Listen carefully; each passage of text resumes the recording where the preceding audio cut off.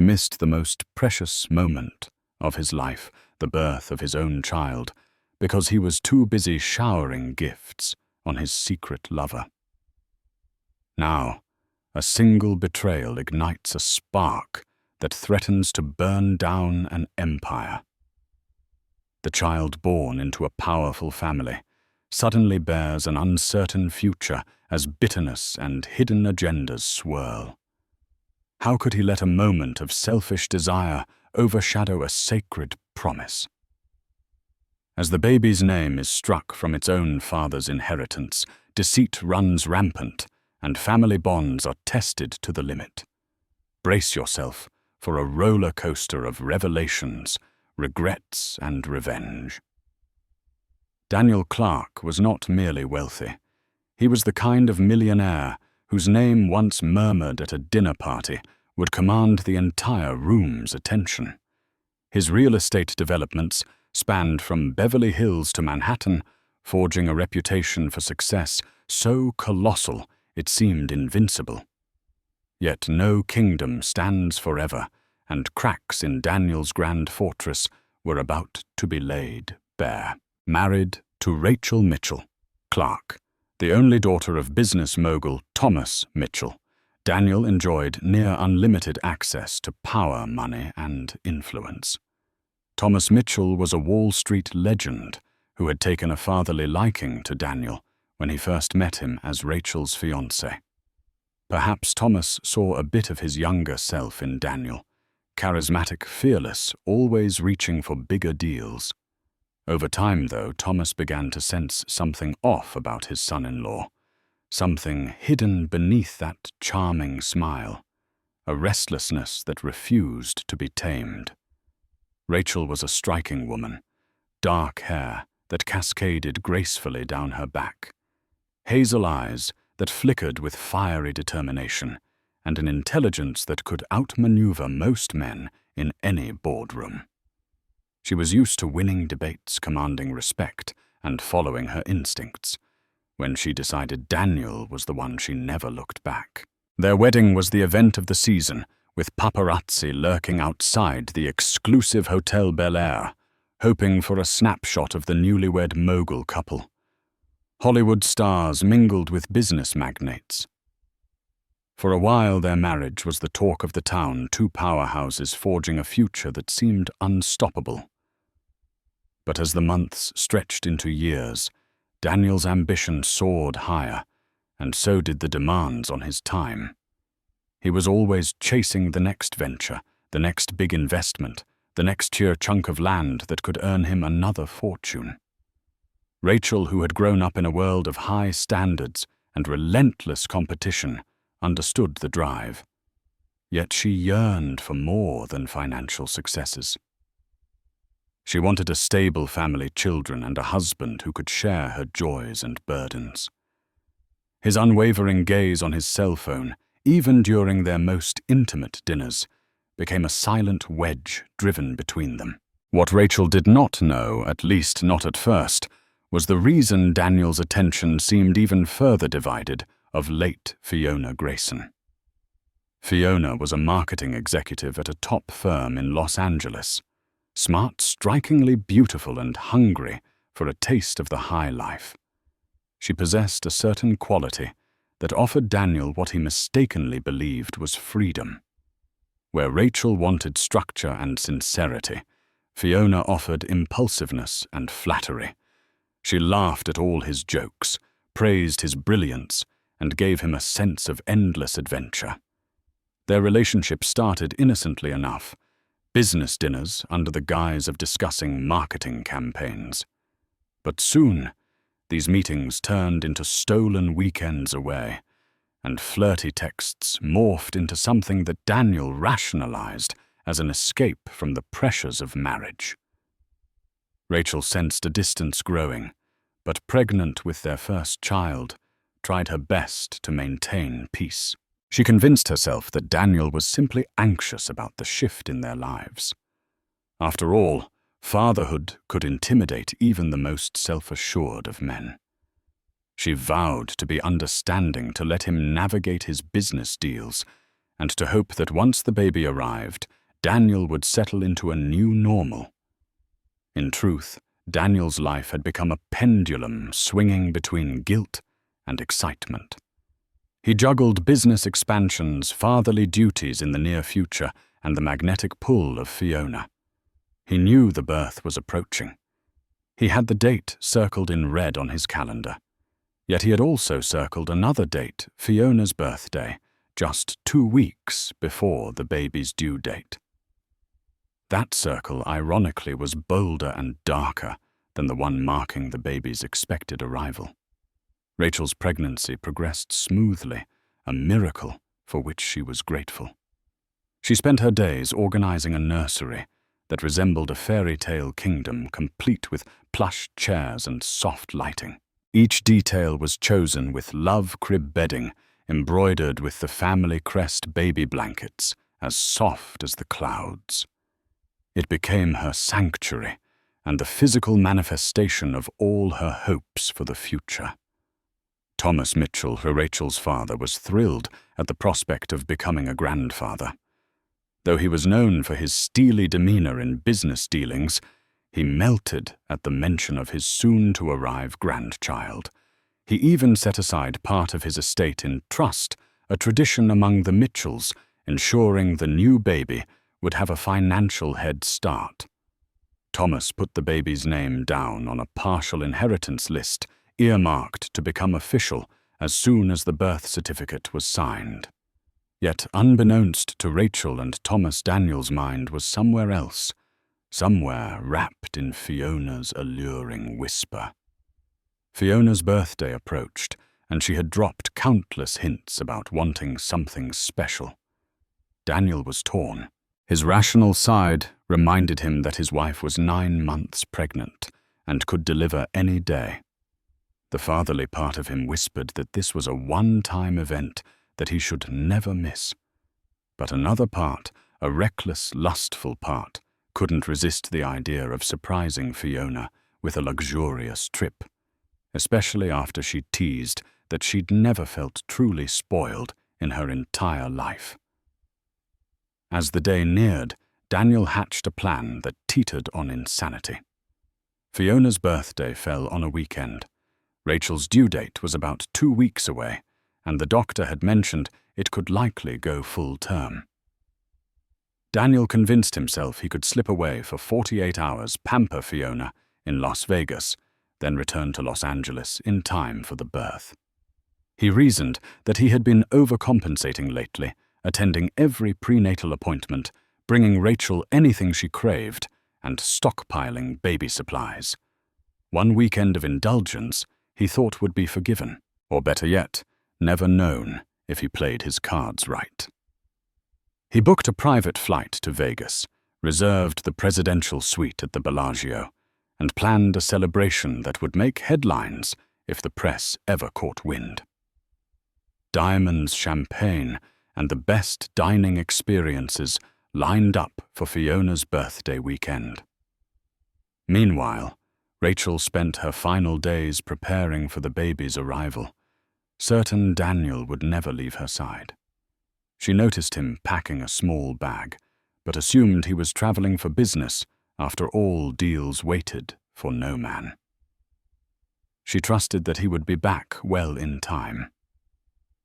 The morning of Fiona's birthday, Daniel left a quick note on the kitchen counter for Rachel meeting with overseas clients, urgent. "I'll be back Monday." Love you, Dee, nothing suspicious in her eyes. She had seen hundreds of these notes over the years, each promising to return from some fleeting trip or meeting. She murmured a prayer for his safety, rubbed her growing belly, and wondered if the baby would decide to come early. In Las Vegas, Fiona lit up like a child at Christmas when she saw the grandeur Daniel had arranged. They sipped champagne as the Bellagio fountains danced in the background. That night, Daniel nearly convinced himself that all was well. The ring of his phone drowned in the roar of the crowd, the nightclubs, and his own ego. He craved Fiona's admiration, that rush of being the man who could make fantasies come true. Little did Daniel know that at home in Los Angeles, Rachel was going into labor unexpectedly, 2 weeks early. Rachel had been browsing baby name books when the first wave of pain hit. Initially, it felt like a mild ache, something she could dismiss, but moments later, a sharper pain clenched her abdomen. Alarmed, she tried calling Daniel. His phone went straight to voicemail. She texted him, no response. Heart pounding, she dialed her father, Thomas Mitchell. Thomas rushed to Rachel's side, calling the doctors and preparing a car for the hospital. Rachel clung to a baby blanket as she was escorted to the maternity ward. She reassured herself. He'll come. He wouldn't miss the birth. Hours passed in agonizing increments. Nurses checked in, doctors monitored her vital signs, and the pains intensified. Yet Daniel was nowhere to be found. Rachel's face, once glowing with anticipation, now reflected fear and heartbreak. Where was her husband? In Las Vegas. Daniel was unreachable, not only because he was indulging in Fiona's birthday party, but because the phone signals on the Strip were overwhelmed by massive weekend crowds. Text after text from Rachel went unanswered. The hospital staff saw the distress in Rachel's eyes, so they offered whatever comfort they could. But no one could substitute for the father who was supposed to be there, hand in hand, sharing each breath of this momentous occasion. Meanwhile, Fiona was enjoying her night to the fullest. She recognized that Daniel's phone was buzzing in his pocket, but she didn't press him about it. A part of her enjoyed the idea that Daniel was choosing her over whatever else was calling for his attention. She didn't suspect it was something as critical as the birth of his child, or maybe she didn't want to know. By the time Daniel finally checked his phone, Rachel had already delivered a healthy baby girl. The messages hit him like a truck. I'm in labor. Where are you, Daniel? Please, I need you. Dozens of missed calls, frantic voicemails, and texts begging him to come. Daniel's face went pale, a cold panic gripping his chest. Fiona watched him scramble as he stammered something incoherent. She saw the horror in his eyes as he realized his entire life was unraveling. In the hospital, Rachel cradled a tiny, perfect infant. Tears streamed down her cheeks, not tears of pure joy, but tears laced with betrayal. Thomas Mitchell, standing nearby, clenched his jaw in anger at Daniel's absence. The nurses whispered, the doctors sighed, and no one knew what explanation to offer Rachel. She drifted into a fitful sleep, clutching her baby, forming a protective shield around her child's innocence. Daniel caught the earliest private flight back to Los Angeles the next morning. The moment he landed, he rushed straight to the hospital. Guilt bore down on him, making each step feel like wading through quicksand. He expected to see Rachel in her room holding the baby, waiting for him to come crawling back with an apology. But what he encountered upon arrival was far more devastating. Rachel's eyes were cold red from weeping. Thomas stood beside her, his towering presence even more intimidating than usual. No words, no excuses could mend that first look Rachel gave him. It was a combination of heartbreak fury and utter disappointment. Daniel stammered an apology, tried to explain an urgent business trip, but the clinical beep of medical monitors punctuated the silence that followed. Rachel knew the truth, an intangible truth that defied all the lies Daniel could muster. She didn't need to see the credit card statements or hear voicemails. She felt his betrayal in the very marrow of her bones. Thomas said nothing, but the glare he offered. Daniel spoke volumes. The baby, wrapped in a soft pink blanket, let out a tiny cry. Rachel turned away, cooing softly to calm her daughter, leaving Daniel to stand alone, acutely aware of the moment he would never reclaim. The next few days at the hospital were a somber ballet of forced politeness. Nurses noted the tension in the room whenever Daniel tried to approach. Rachel had barely spoken to him, other than curt, monosyllabic responses that betrayed a deep reservoir of resentment. Thomas Mitchell, for his part, hovered protectively, ensuring Daniel had no chance to manipulate or charm his way back into Rachel's good graces. In the corridors, doctors congratulated the family on a healthy delivery, but behind closed doors, chaos simmered. Daniel tried to hold his daughter. He had imagined this moment for months. He had pictured himself smiling tears of joy slipping from his eyes as he cradled the new life he helped create. Instead, he felt like an unwelcome intruder. Rachel only permitted him to touch the baby under the nurse's watchful eyes. Each time he tried to apologize or explain, Rachel stiffened an icy aura that kept him at bay. Finally, on the 4th day, Rachel and the baby were cleared to go home. Typically, this was the moment where father would step in, gather up his newborn and mother, and escort them lovingly into a waiting car. Instead, Thomas took charge. As they exited the hospital, paparazzi lurked from a distance. The press had caught wind that the Mitchell heir had delivered a granddaughter. But Daniel's typical flamboyance in front of the cameras was nowhere to be seen. He trailed behind, forced to watch Rachel slide into the back seat of her father's limousine, baby in her arms, while he stepped into a separate car. Back at the Mitchell mansion, an estate that spanned acres of carefully manicured lawns and boasted marble statues from Italy, Rachel and the baby were ushered into a private wing. The room was decorated lavishly for the baby's arrival. Pink balloons, stuffed animals, and family heirlooms lined the space. The staff stood by with congratulatory smiles, though they too sensed an undercurrent of tension. Daniel tried to enter the nursery, but Thomas blocked him. "Not yet," Thomas said, his voice cool and controlled. "She needs space. We need answers." Daniel swallowed hard. He understood that his father-in-law had enough power to pull every string in his universe if he so desired. This was no idle threat. Thomas could sever Daniel from the fortune, from the business networks, from everything he had worked to build. Now Daniel was faced with the implications of his choices. Missing the birth had lit a fuse under a decades-old family tradition. Rachel's father had always told her that the Mitchell family inheritance was more than money. It symbolized trust, legacy, and shared values.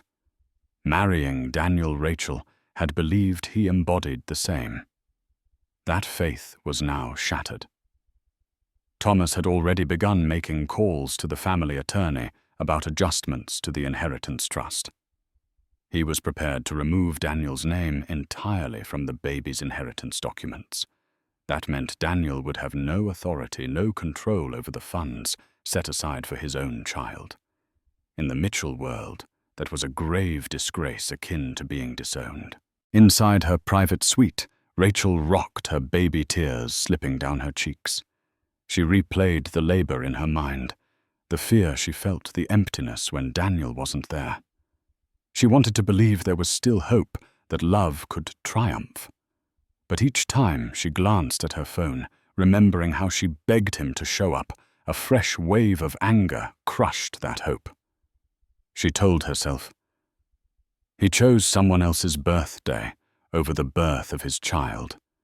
He chose a weekend of pleasure over our family. It didn't take long for the confrontation to take place. That evening, Daniel stood before Thomas and Rachel in a stately study lined with leather-bound books. Dark paneling on the walls seemed to close in on him like a menacing shadow. On a table was a sheet of legal documentation that designated the baby's inheritance, and now a new version lay next to it, with Daniel's rights as a trustee removed. "I want an explanation," Thomas began, hands clasped behind his back. A real one, not your carefully rehearsed excuses. Daniel tried to regain some composure. I was out of town for business. My flight got delayed. I rushed back as soon as I could. Rachel's voice cracked like a whip. Don't lie to us. Where were you really? You left a note about urgent business, but the hospital called the office. They said they hadn't heard from you. Court Daniel fumbled. It was a private deal I was working on.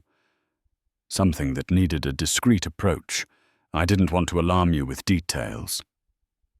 That's enough. Thomas interrupted. I hired a private investigator. He opened a folder revealing photographs of Daniel and Fiona in Las Vegas, dining together, kissing in front of a fountain, champagne glasses raised in celebration. Rachel's eyes flitted to the images, her face twisting into a pained expression, before she looked away, tears brimming. You think we wouldn't find out? You missed your child's birth for this woman's birthday. Daniel's cheeks burned with shame and panic.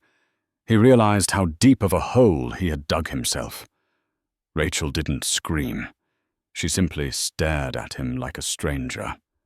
The silence that filled the study was more brutal than any shouting could have been. Take your name off the trust, Thomas said, sliding a pen across the table. The baby's inheritance will not include you. We will not have someone so irresponsible, so unfaithful dictate how my grandchild's future is managed. Daniel stared at the papers. His mind raced. If he signed, he was relinquishing all rights to manage or access the inheritance. It was a colossal humiliation. But if he refused, the threat of losing Rachel completely loomed. Not to mention, Thomas could leverage his connections in the business world to freeze Daniel out of future opportunities. Torn between pride and damage. Control. Daniel's hands trembled. Rachel spoke, her voice firm, yet laced with heartbreak. If you don't sign, you'll regret it. If you do sign, I might give us a chance to talk. But know this, our marriage will never be the same.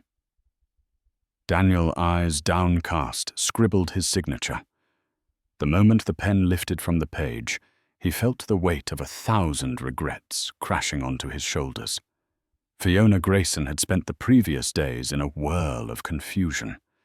Daniel had abruptly left Vegas early Sunday morning, face ashen, refusing to divulge details. He muttered something about an emergency. In the days that followed, he ignored her calls.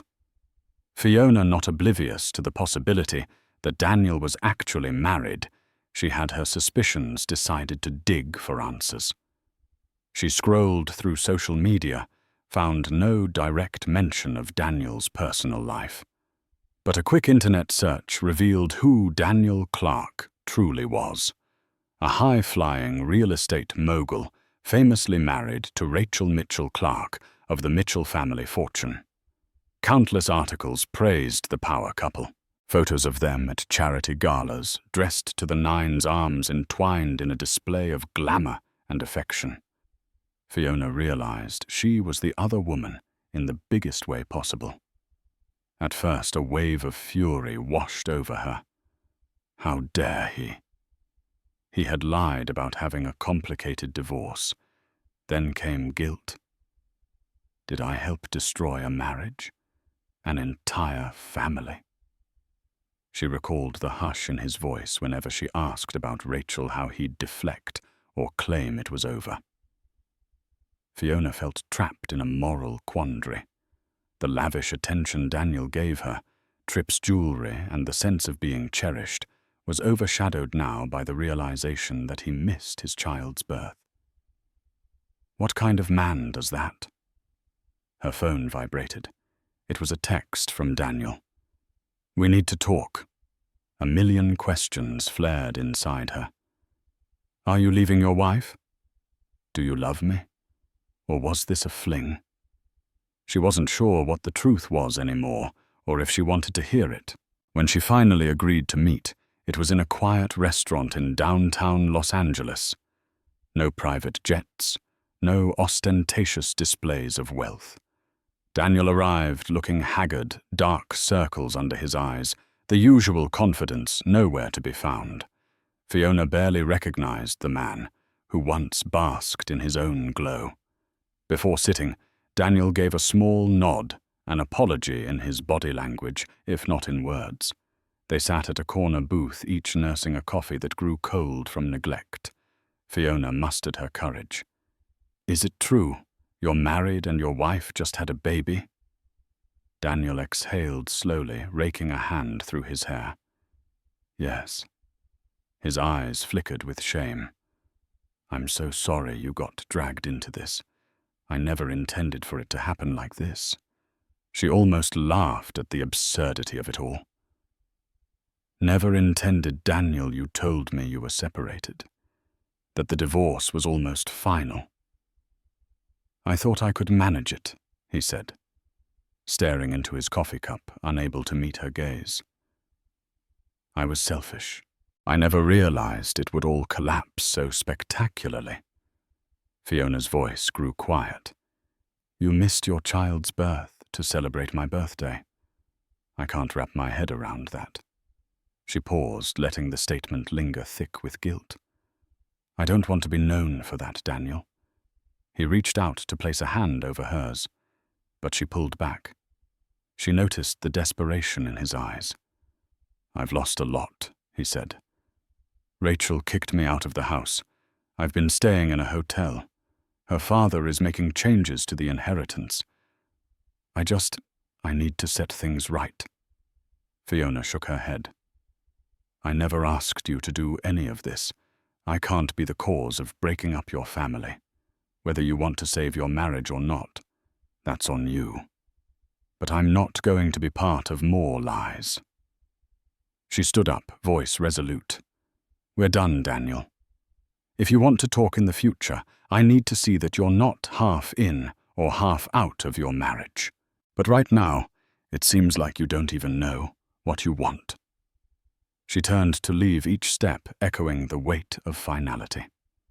Daniel watched her go, a swirling mix of regret and relief churning inside him. He had indulged in a fantasy that cost him dearly, a fantasy that no longer wanted any part of his chaos.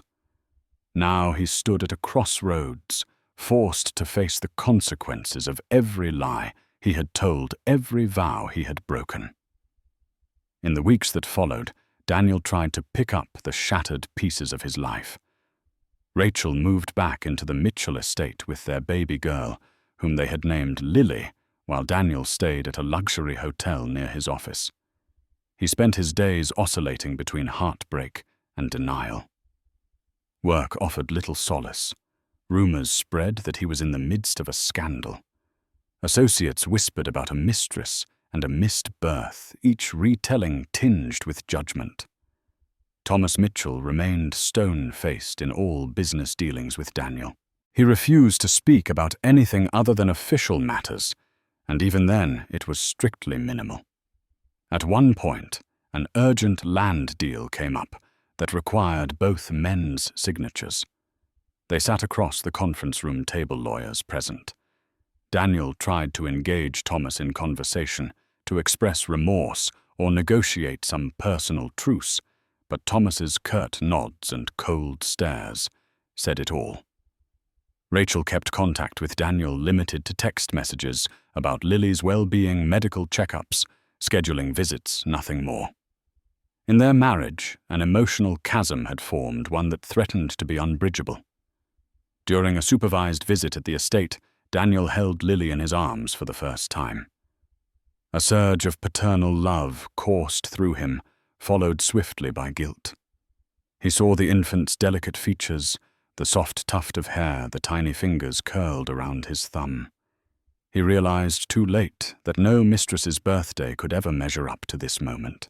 He had robbed himself of being present at her birth, and the regret weighed on him like an anchor. In the background, the legal drama unfurled. Thomas's attorneys updated the trust paperwork, making sure Daniel had zero oversight on Lily's funds. By Mitchell family rules, the father would traditionally be named co-trustee until the child came of age. Now that role rested solely with Rachel and Thomas. Even the line that read, "Daniel Clarke, father," was unceremoniously struck from the documents. It was not that Lily would be disinherited. That was never an option for Thomas. But Daniel would have no say in how or when the funds were used. It was a profound statement of distrust. Adding insult to injury, Rachel filed paperwork to potentially separate from Daniel. She wasn't ready for a full divorce, but she wanted legal protection in case he tried to claim anything from Lily's trust or the estate. A restraining order was not necessary, but she insisted on a legal separation agreement that detailed his limited rights within the family. The message was clear.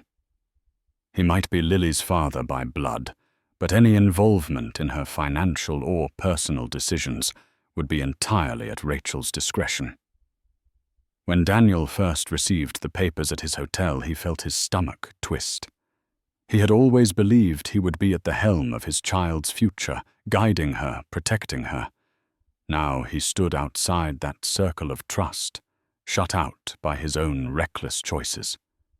Shame gnawed at him, fueled by the knowledge that no one was to blame but himself. Meanwhile, Fiona tried to distance herself from the whirlwind of scandal. She tendered her resignation at her marketing firm, citing personal reasons, and moved to a smaller apartment on the other side of town. The calls from reporters came in waves. Some had discovered her identity. She refused to speak to the press, refusing to become another footnote in the tabloid saga. She had learned a brutal lesson. Illusions of romance with a married millionaire carried a steep cost. For Daniel, every day was a lesson in humility. He had been the epitome of confidence and success, only to find himself reduced to an outcast in his own family. Yet a part of him refused to give up on redemption. He vowed to prove that he could change, that he could be the father Lily deserved.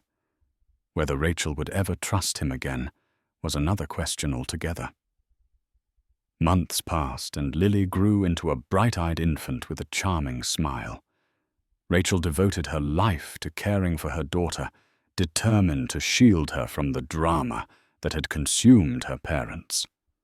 Thomas funded a top-tier nanny and a private security detail, just in case paparazzi got too close. The Mitchell name was precious, and the family guarded Lily's privacy fiercely. During this period, Daniel embarked on a personal journey. Guilt turned into motivation. He wanted to atone, to show that he could be a better man. He put aside his more ostentatious habits and invested time in therapy, seeking to understand why he had risked everything for a fleeting affair. He acknowledged his flaws, the craving for admiration, the inability to handle marriage pressures, and the arrogance that came from unrestrained success. Though Rachel had severed most personal ties, she allowed Daniel scheduled visitation with Lily. During these visits, he was accompanied by a nanny, or sometimes by Rachel herself, if she felt comfortable. Slowly, the ice began to thaw, at least in terms of co-parenting. They might not have been close, but they were learning to coexist for Lily's sake. One afternoon, Daniel arrived at the estate for a supervised visit. He had just completed a group therapy session where he discussed the complexities of forgiveness, both self-forgiveness and earning it from others. Carrying a small bag of baby toys, he entered the grand foyer, feeling a mixture of awe and remorse for what he once called home. A staff member directed him to the nursery, where Lily was awake cooing at a mobile of hanging stars. Rachel was there, her hair pulled back in a loose bun, wearing a simple cardigan rather than her usual designer attire.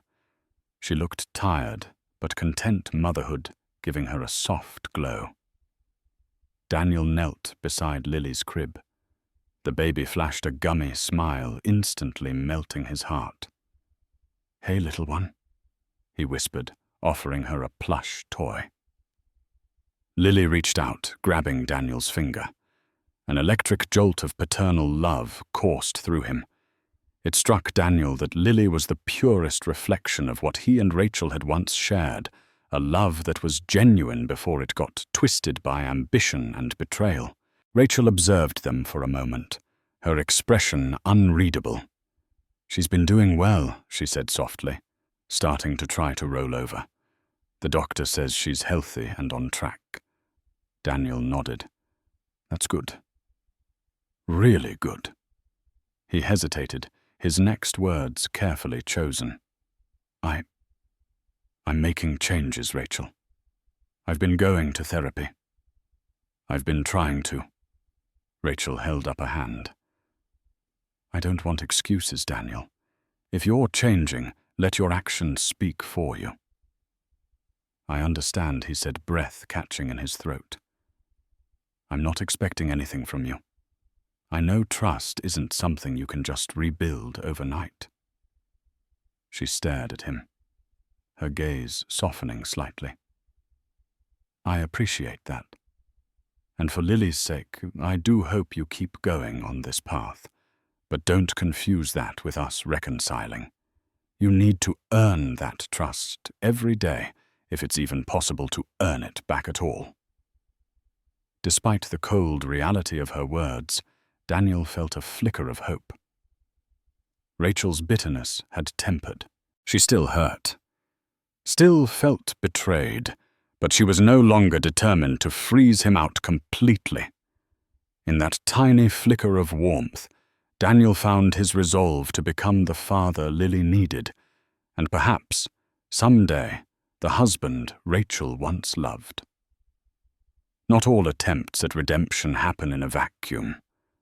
As Daniel took small steps to repair his relationship with Lily, and in the distant realm of possibility, with Rachel Fiona re-emerged.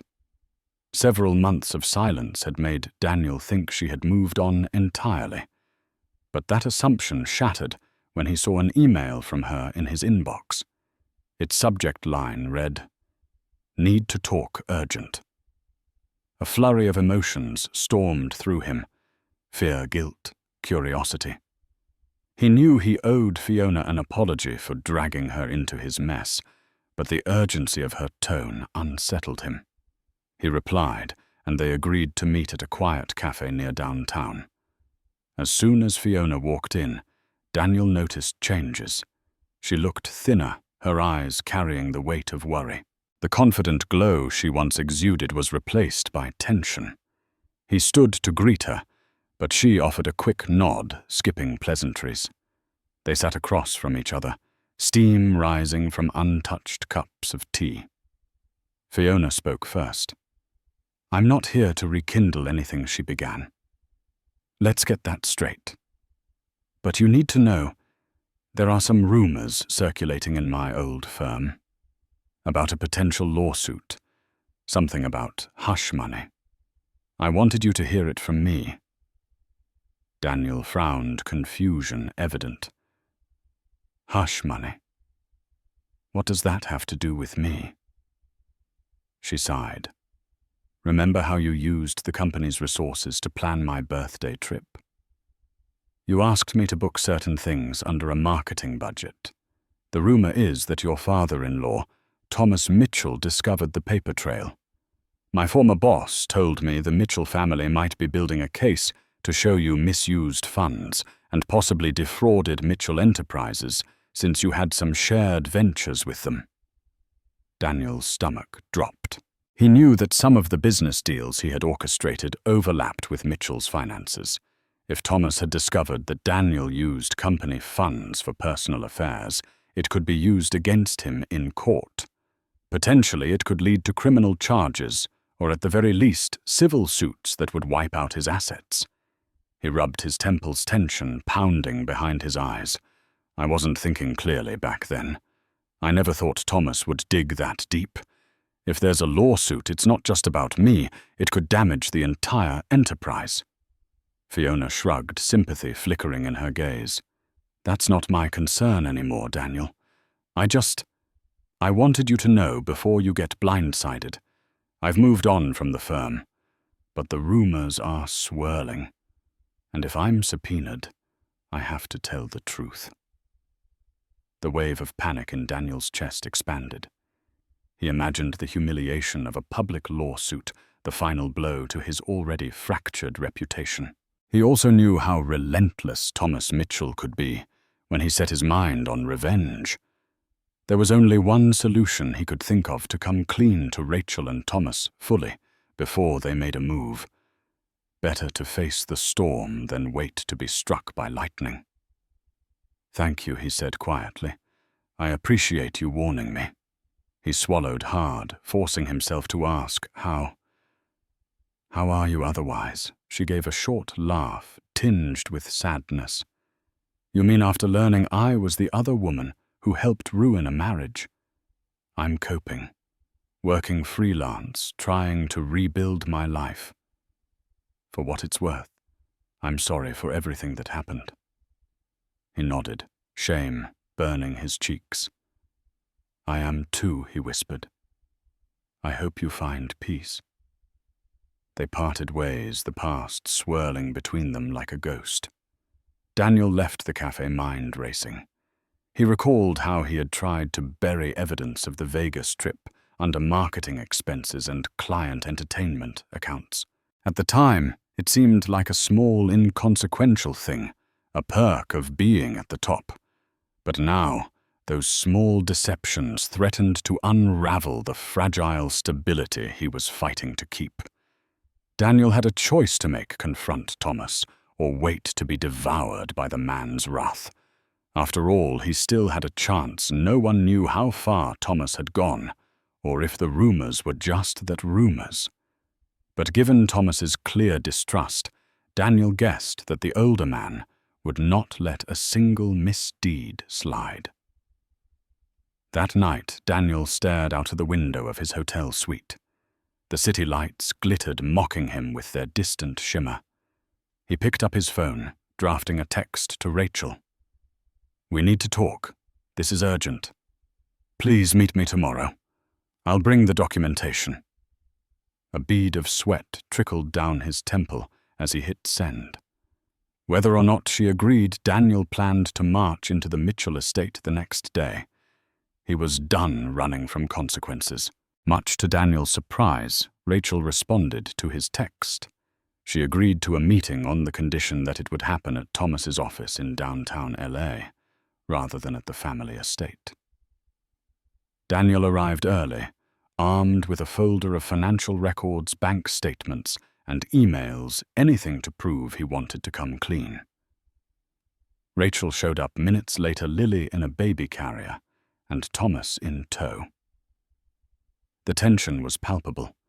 Thomas's office was an architectural marvel, floor-to-ceiling windows overlooking the skyline, abstract artwork that hinted at his refined taste, and a monstrous desk that seemed to dominate the room. Thomas sat behind it, fingers steepled. Rachel sat to one side, cradling Lily, while Daniel took a seat across from Thomas. "Let's make this quick," Thomas said, his voice resonating with controlled impatience. Daniel cleared his throat. "I've heard rumors that you might be investigating misused funds. I want to lay everything on the table." He handed over the folder, struggling to maintain eye contact with Thomas. "Yes, I used company accounts for personal expenses during the Vegas trip. I also moved money between several marketing budgets to hide it. I'm not proud. I'm willing to do whatever it takes to make it right, repay the fund's penalties, whatever." Thomas flipped through the documents, his expression unreadable. Rachel's gaze darted between them, concern etched on her face. Lily fussed in her carrier, adding a soft undercurrent of baby cries to the charged atmosphere. After a few moments, Thomas closed the folder. "I appreciate your honesty, though it's months late. The question is, why should I believe you now?" Daniel swallowed. Because I don't want to drag this out any longer. I'm trying to be a better man for Lily's sake. I know I've lost your trust and likely Rachel's, but I'm done running or hiding from my mistakes. Thomas leaned back in his chair. If this were strictly business, I'd have you prosecuted. But you're still the father of my granddaughter. For that reason alone, I'm considering an alternative. Rachel spoke up for the first time. What alternative? Thomas tapped a pen on the desk. Daniel signs an agreement. He repays the misused funds with interest, relinquishes any stake in future Mitchell-Clarke ventures, and acknowledges that any breach will lead to immediate legal action. In short, you remain Lily's father, but you're cut off from any direct business involvement. Effectively, you become an outsider in everything but name. A wave of relief and sorrow hit Daniel simultaneously. Relief that he might avoid jail time or a crippling lawsuit. Sorrow at the realization he'd be ostracized from the empire he helped build. He glanced at Rachel, hoping for a sign of empathy.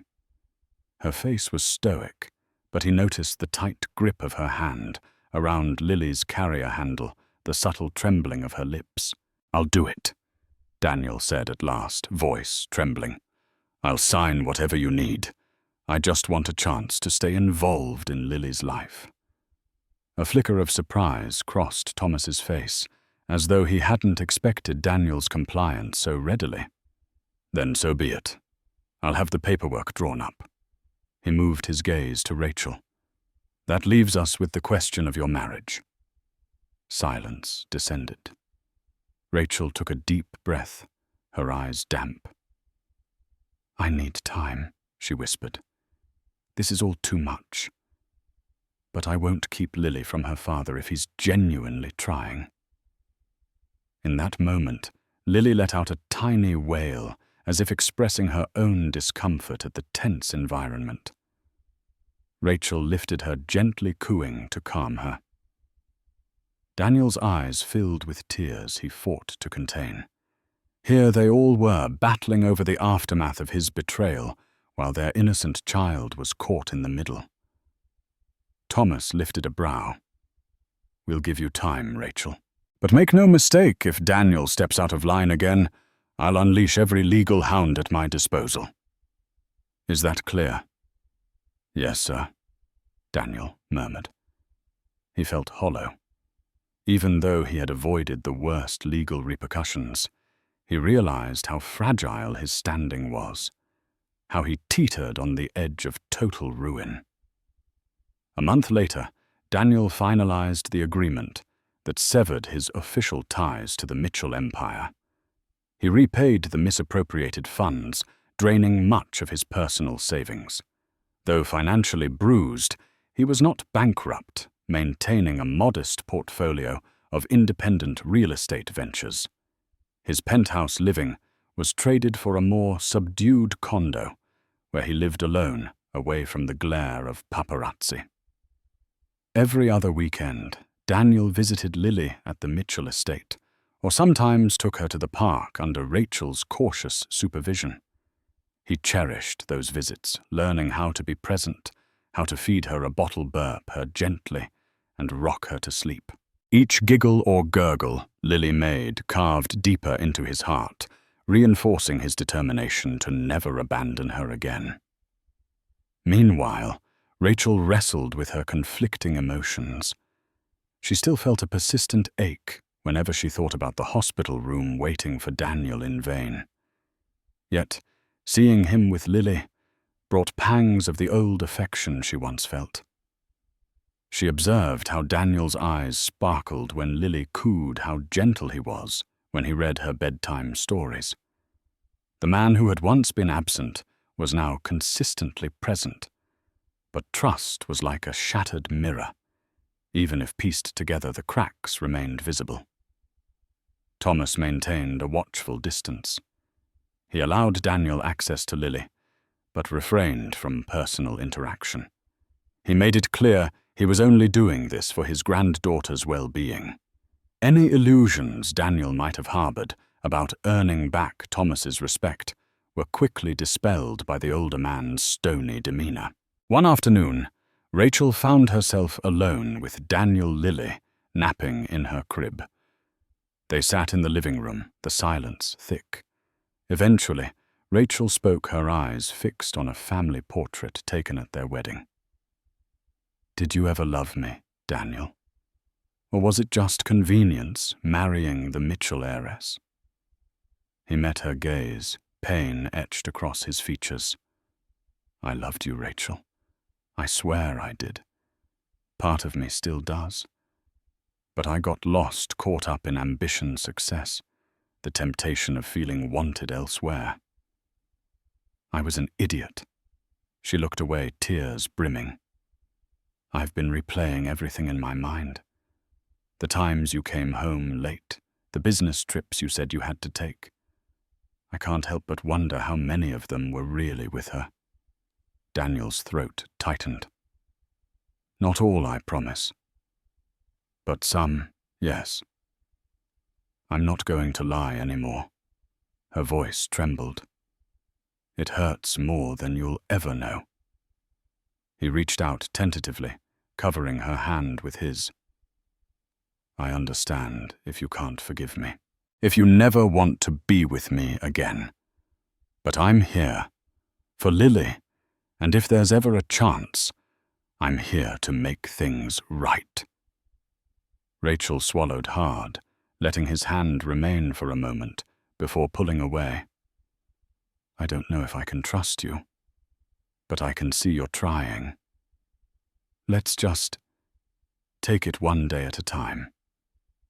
It wasn't a declaration of love or reconciliation, but it was a small opening, a glimmer of possibility amidst the rubble of their marriage. Neither dared hope for a miracle, but sometimes miracles are not single grand events. They're slow awakenings of compassion and understanding. The path to healing was not smooth. On occasion, old habits threatened to resurface. Daniel found himself tempted by social invitations with high-profile clients reminiscent of his former lifestyle. But each time he remembered Lily's face, the heartbreak in Rachel's eyes, and the vow he made in therapy to value what truly mattered over empty thrills. Rachel, too, grappled with her own vulnerabilities. She was no stranger to heartbreak. She had seen it happen to friends in her social circle. But she never expected to be the wife scorned, the mother left alone in the hospital. Therapy became her compass, guiding her through the tangled forest of anger, betrayal, and lingering love. Thomas, though still guarded, noticed the incremental changes. He could see Daniel was no longer showing off extravagant purchases or partying away. Instead, Daniel was meticulously reorganizing his smaller real estate ventures, building them ethically step by step. On a business trip to New York, Thomas glanced over a newspaper article highlighting Daniel's philanthropic contributions to affordable housing. It was a small piece, overshadowed by bigger headlines, but it caught Thomas's attention. Perhaps the man is serious about turning over a new leaf, he mused, though he'd never openly admit such a softening to Daniel. Through all of this, Lily was the bond that wove them together. As she grew from an infant into a curious toddler, her giggles and babbling words became the glue that sealed cracks during awkward family gatherings.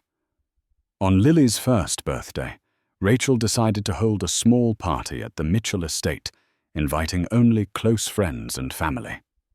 Daniel was nervous about seeing so many people who knew of his betrayal, but he couldn't bear missing another significant milestone in Lily's life. The party was a quiet affair, balloons, a pink cake, Lily giggling at the flickering candle. Daniel sat next to Rachel, eyes brimming with tears of gratitude, when Lily tried to say, "Dada." He noticed Rachel stealing glances at him, her guard still there, but not insurmountable. Thomas offered a curt nod, acknowledging Daniel's presence, but maintaining a reserve that spoke of lingering mistrust. That night, after the guests had left and the estate was peaceful, Daniel lingered. Rachel was in the nursery, rocking Lily to sleep. He stood by the doorway, the soft glow of a nightlight illuminating the scene like a tender painting. An overwhelming surge of emotion gripped him. The memory of what he missed at Lily's birth, the future he almost threw away.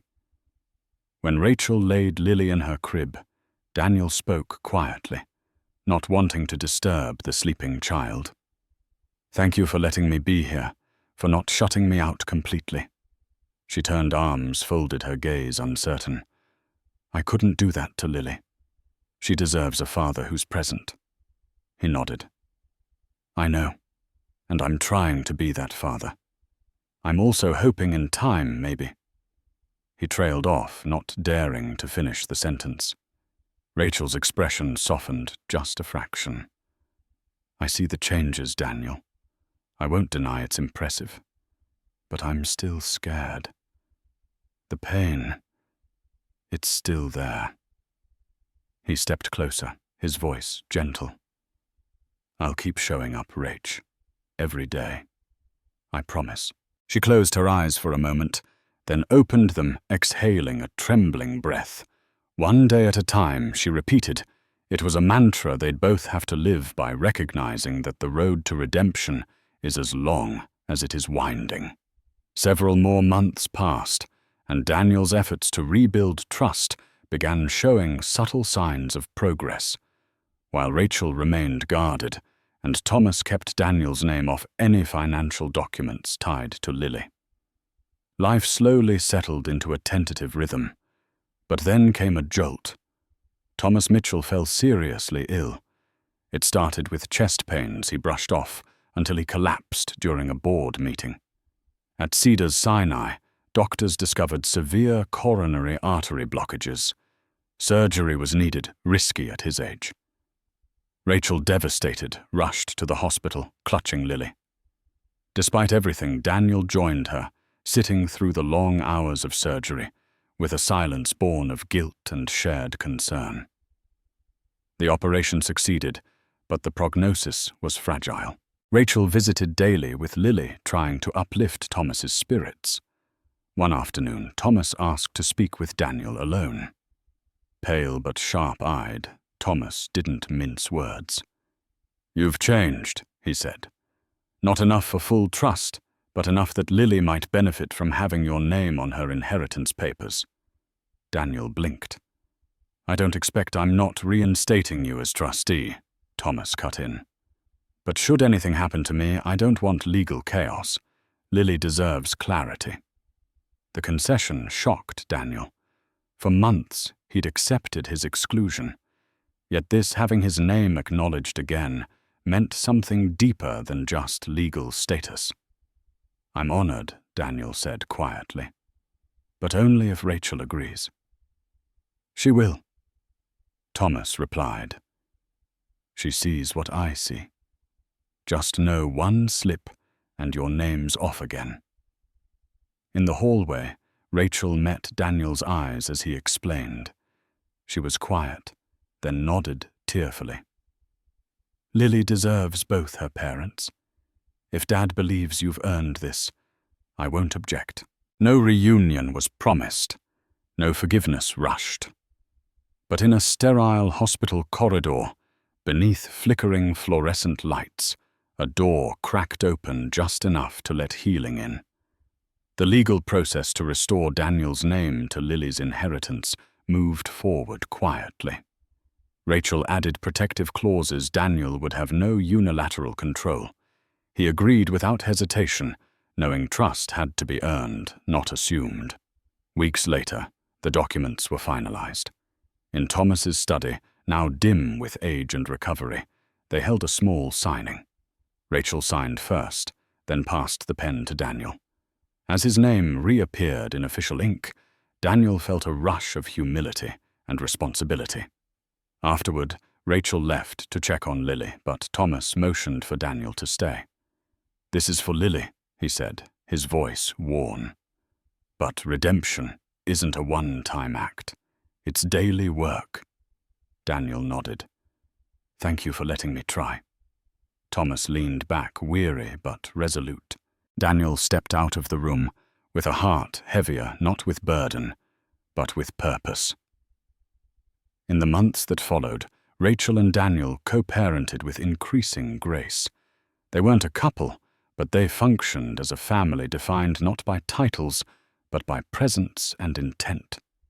Fiona faded into the background, never reaching out again. If she heard of Daniel's efforts, she chose silence. Lily began walking, then talking. Daniel recorded every moment, sharing them with Rachel. Sometimes they laughed together. Sometimes they sat in silence. But the frost between them was thawing slowly, cautiously. One evening they sat in the garden under summer lanterns, Lily asleep inside the air calm. Rachel, holding tea, glanced at Daniel. I can't make promises, she whispered. But I see you trying. Maybe you were always this man, underneath. Daniel reached out gently, taking her hand. She didn't pull away. I'll wait, he said, as long as it takes. They sat in the quiet, no rush, no declarations. Just two people, trying again, not to reclaim the past, but to shape a new kind of future. And so, through heartbreak, betrayal, and the painful lessons that follow, Daniel and Rachel have carved a path forward for themselves and their daughter Lily. The journey toward trust is never easy, and each step reminds them of the fragility of human vows and the devastation that follows a single, selfish choice. Though Daniel's name was once struck from Lily's inheritance, he has regained a cautious footing, both in the legal documents and, more importantly, in the eyes of those he wronged. His redemption remains an ongoing commitment, a promise he must honor daily. Will Daniel and Rachel ever fully reconcile? The answer lies not in grand gestures, but in the quiet, consistent actions that speak to a heart willing to heal and forgive. One thing is certain. Love, when nurtured, can rebuild even the most fractured of families, if given the chance. If you found this story gripping, filled with twists and heart-wrenching emotions, please consider showing your support. Give this video a thumbs up, share it with friends who love real-life drama, and don't forget to hit that subscribe button to stay updated on future tales of heartbreak and redemption. Your likes, comments, and shares fuel our passion to bring you more captivating stories, and we appreciate every bit of your involvement. Thank you for joining us on this emotional journey, and we can't wait to have you back for our next real-life drama novel. Like, share, and subscribe now.